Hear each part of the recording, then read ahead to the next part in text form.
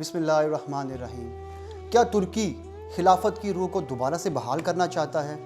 2023 میں ایسا کیا ہونے والا ہے جس سے امریکہ سمیت یورپ بکھلاہٹ کا شکار ہے؟ ترکی کے صدر طیب اردگان نے کہا تھا 2023 کے بعد ترکی پہلے جیسا ترکی نہیں رہے گا۔ ٹریٹی آف لوزین یعنی کہ معاہدہ لوزین کا یہ کیا ہے؟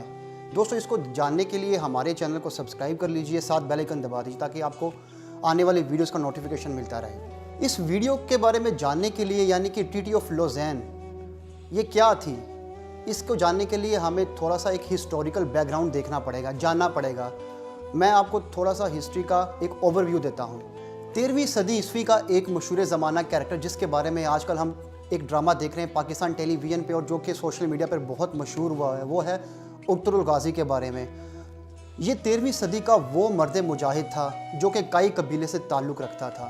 اپنے والد کی وفات کے بعد یہ اپنے قبیلے کا سردار بنا اور یہ چاہتا تھا، کیا چاہتا تھا کہ تمام مسلم امہ، وہ مسلمان جو کہ بکھر چکے تھے، وہ ایک جگہ پر یکجا ہو جائیں۔ اس مرد مجاہد نے ایک خواب دیکھا۔ وہ خواب میں کیا دیکھتا ہے؟ وہ دیکھتا ہے کہ ایک چاند ہے اور ایک بہت بڑا درخت ہے جس کی شاخیں روئے زمین پر پھیلی ہوئی ہیں۔ اس کے ایک روحانی پیشوا تھے شیخ اکبر محی الدین ابن العربی، جو کہ اس کی تعبیر اس کو بتاتے ہیں۔ وہ کیا بتاتے ہیں؟ وہ بتاتے ہیں کہ تم ایک بہت بڑی سلطنت یعنی کہ ایک بہت بڑی ریاست اس کی بنیاد رکھو گے اور تمہارے بعد تمہاری آنے والی نسلیں اس ریاست کو اتنا پھیلا دیں گی اور اس پر حکمرانی کریں گی جہاں پر عدل و انصاف ہوگا اور دین اسلام کی پیروی ہوگی۔ سو اس مقصد کے لیے تمہیں چن لیا گیا ہے۔ اور پھر اس خواب کی تعبیر میں وہ بتاتے ہیں، وہ کیا بتاتے ہیں کہ وہ دیکھتے ہیں کہ اس میں 4 دریا ہیں اور 4 پہاڑ ہیں۔ جو 4 دریا تھے ان میں دریائے دجلہ، دریائے فرات، دریائے نیل، یعنی کہ ان کی اس ریاست میں یہ دریا بھی شامل ہوں گے۔ اور جو پہاڑ تھے ان میں کوہ طور، کوہ کاف، کوہ اطلس اور کوہ بلغات تھے۔ ہم نے دیکھا کہ جب اس ریاست کی بنیاد رکھی گئی تھی تو یہ ریاست آگے چل کر 650 سال تک قائم رہی اور اسی ریاست میں 1453 میں قسطنطنیہ فتح ہوتا ہے، جو کہ سلطان محمد فاتح رحمۃ اللہ علیہ کرتے ہیں، جس سے نبی اکرم صلی اللہ علیہ وآلہ وسلم کی قسطنطنیہ کو فتح کرنے کی ایک پیشن گوئی مکمل ہوتی ہے۔ انشاءاللہ قسطنطنیہ کی فتح اور سلطان محمد فاتح کے اوپر ہم ایک علیحدہ سے ویڈیو بنائیں گے، وہ انشاءاللہ آپ سے شیئر کریں گے۔ دوستو ارطغرل کی وفات کے بعد اس کا بیٹا عثمان غازی بالکل اپنے باپ کی طرح نڈر اور بڑا بے باک مرد مجاہد تھا اور وہ عدل و انصاف کا بڑا خواہاں تھا۔ وہ چاہتا تھا کہ خلافت قائم ہو، لہٰذا اس نے کیا کیا؟ اس نے اپنے والد کے فتح کیے ہوئے علاقے اور وہ علاقے جو عثمان نے خود فتح کیے تھے وہاں پر اپنی ایک الگ ریاست قائم کر دی، کیونکہ وہ خلافت کو چاہتا تھا کہ دوبارہ بحال کیا جائے۔ لہٰذا خلافت عثمانیہ کے نام سے اس نے اس کی بنیاد رکھی۔ ان علاقوں میں حکومت جہاں پر اس نے قائم کی تھی وہاں پر خلافت عثمانیہ کے نام سے ایک نئی خلافت کی ایک ریاست وجود میں آئی تھی۔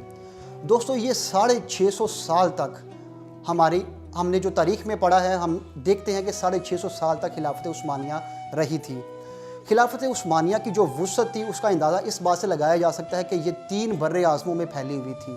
اس کا رقبہ 3 بر اعظموں تک تھا اور موجودہ دور میں 40 ممالک ایسے ہیں جو کہ اس وقت خلافت عثمانیہ یعنی کہ سلطنت عثمانیہ کے کنٹرول میں تھے۔ حجاز مقدس یعنی کہ خانہ کعبہ اور مدینہ منورہ بھی خلافت عثمانیہ یعنی کہ سلطنت عثمانیہ کے پاس تھے۔ ان کا ڈائریکٹ کنٹرول ان کے پاس تھا، یعنی کہ عثمانیہ سلطنت کے پاس تھا۔ پہلی جنگ عظیم میں عثمان امپائر کو جب بہت زیادہ نقصان ہوا تو اس وقت کے جو سلطان تھے، سلطان محمد وحید الدین، ان کو جلا وطن کر دیا گیا تھا۔ پورے خاندان سمیت سب کو جلا وطن کر دیا گیا۔ سلطنت کو اتنا نقصان پہنچا تھا کہ بعد میں اسی سلطنت سے ٹوٹ کر یعنی کہ الگ ہو کر 40 ممالک وجود میں آئے تھے دنیا کے نقشے میں، جن میں سعودی عربیہ تھا، مصر تھا، شام، لبنان، یونان، یہ ان ممالک میں شامل ہیں جو کہ اس سے الگ ہو کر انہوں نے اپنی آزادانہ ریاستیں قائم کی تھیں۔ آل سعود کے پاس کنٹرول آ گیا تھا سعودی عربیہ کا، یعنی کہ مکہ مدینہ دونوں کا کنٹرول آل سعود کے پاس آ گیا تھا۔ اس میں ایک انٹرسٹنگ بات یہ ہے کہ آل سعود کے پاس کنٹرول آنے کے بعد انہوں نے ایک ایگریمنٹ کیا تھا ترکی کے ساتھ۔ وہ کیا تھا کہ حجاز مقدس میں جتنی بھی چینجز آئیں گی، یعنی کہ مکہ مکرمہ مدینہ منورہ میں جو نقشہ ہوتا ہے اس میں جتنی بھی چینجز آئیں گی اس کے تمام پتھر اور تمام اس کی چیزیں وہ ترکی کے حوالے کی جائیں گی، جتنی بھی اس میں چینجز آئیں گی، تاکہ ترکی اپنے اس وقت کو یاد رکھے جب اس کے پاس خانہ کعبہ مدینہ منورہ کی میزبانی تھی۔ دوستو، سلطنت عثمانیہ جب سٹارٹ ہوئی تھی، یعنی کہ شروعات میں تو یہ بہت زیادہ پھیلی تھی، آہستہ آہستہ اس میں تھوڑا سا زوال آتا تھا۔ زوال جیسا کہ ہم سب جانتے ہیں کہ مسلمانوں کو سب سے زیادہ نقصان ہمیشہ میر جعفر اور میر صادق نے پہنچایا، یعنی کہ اپنوں کے اندر چھپے غداروں اور فتنوں نے پہنچایا۔ اور اس کے ساتھ ساتھ کچھ ہمارے حکمران جو کہ عیاشی میں مبتلا ہو جاتے تھے، تھوڑا اپنے رستے سے، ٹریک سے الگ ہو جاتے تھے۔ تاریخ گواہ ہے کہ جب جب مسلمانوں نے اسلامی تعلیمات کو چھوڑا، ذلت و رسوائی ان کا مقدر بنی ہے۔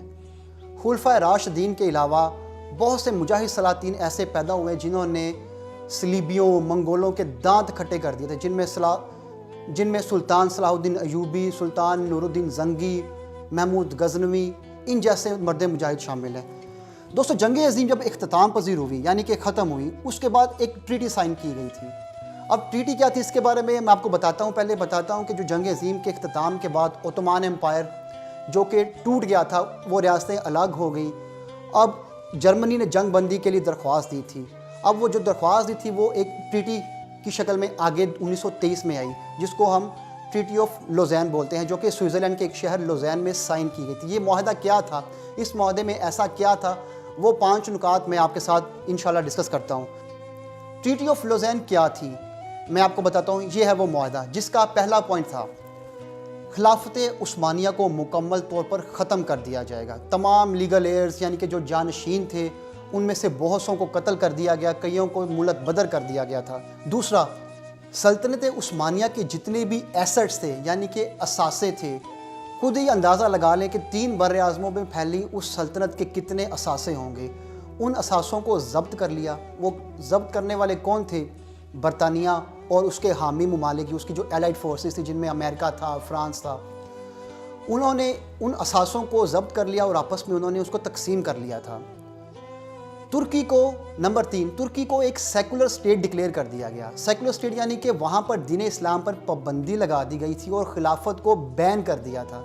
کہتے ہیں کہ کچھ سالوں تک وہاں پر اذان میں پابندی تھی، یعنی کہ عربی کی اذان دینے میں پابندی تھی۔ اس کے بعد جو ترکی کو سب سے زیادہ نقصان پہنچا وہ ان آخری 2 پوائنٹ سے اوپر پہنچا تھا۔ وہ جو معاہدے کے اندر آخری 2 پوائنٹس تھے وہ کیا تھے؟ وہ یہ تھا کہ ترکی پر معاشی پابندیاں لگائی گئی تھی۔ وہ کیا تھی کہ ترکی اپنے ملک کے اندر معدنیات، یعنی کہ رینیویبل ریسورسز جو ہیں، ان کی مائننگ نہیں کر سکتا، ان کی کھدائی نہیں کر سکتا۔ نہ پیٹرول، نہ ڈیزل، تیل وغیرہ جو کچھ بھی ہے اس کے لیے وہ ڈرلنگ نہیں کر سکتے۔ ان کو وہ پیٹرول، تیل سارا باہر کے ملکوں سے امپورٹ کروانا پڑے گا، یعنی کہ منگوانا پڑے گا، جس سے ان کی مالی حالت بہت زیادہ خراب ہو گئی تھی۔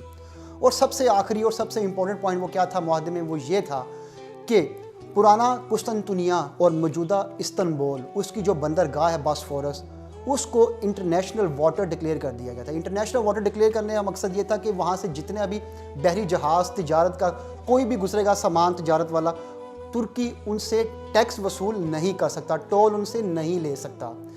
دوستو، یہ وہ معاہدہ لوزین تھا جو کہ ٹریٹی آف لوزین کی شکل میں 1923 میں سائن کیا گیا اور 1924 میں اس کو امپلیمنٹ کیا گیا تھا۔ 2023 میں اس معاہدے کی مدت پوری ہو رہی ہے، یعنی کہ وہ 100 سالہ معاہدہ 2023 میں مکمل ہو رہا ہے۔ ترکی اس کے بعد کیا کرنے جا رہا ہے؟ ترکی کے پاس آگے آپشنز کیا ہیں؟ وہ کیا کرنے والا ہے؟ وہ کیا کرنا چاہتا ہے؟ اس کو دیکھنے کے لیے ہمارے چینل کو سبسکرائب کیجئے۔ انشاءاللہ اس کے بارے میں اگلی ویڈیو میں ڈسکس کریں گے۔ بہت بہت شکریہ۔